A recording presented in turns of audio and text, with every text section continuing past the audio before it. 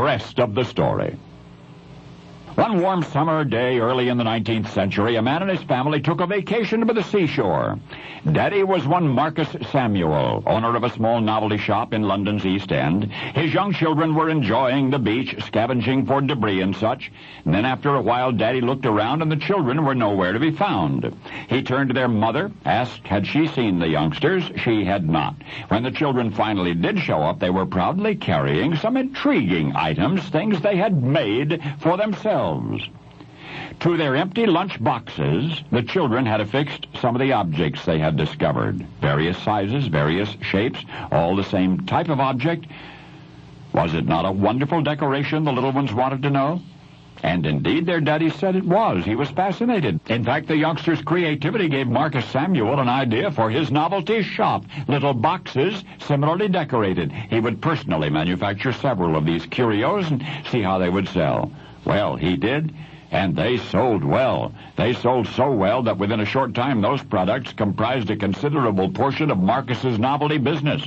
Customers would come into his shop, be charmed by the unique mementos, fancy little boxes individually labeled with the names of various seaside resorts. For each box would be decorated with objects actually recovered from those beaches. The objects?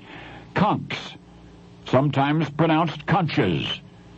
Conchs of different dimensions and configurations, each shell polished to perfection.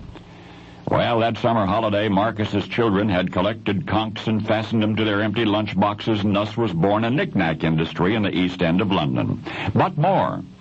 People of that Victorian era became obsessed with conch decoration for jewelry boxes and for needle cases, for picture frames and the like, and ever-increasing quantity of conchs were required for the production of mother-of-pearl. And Marcus Samuel got rich, and with this newfound prosperity came foreign trade on a large scale, even the importation of curios from the Orient, and eventually kerosene was added.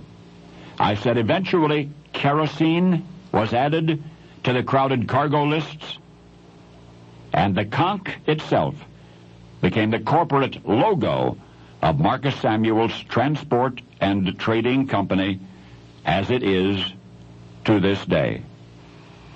Or should I say, since May 1904.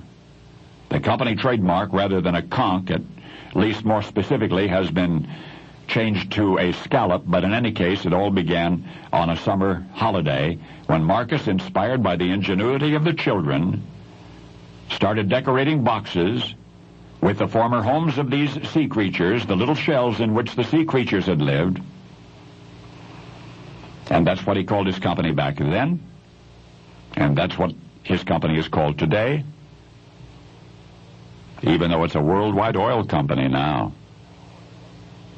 Now, anywhere in the international corporate world you say Shell, people know what you're talking about. But you, well, you know the rest of the story.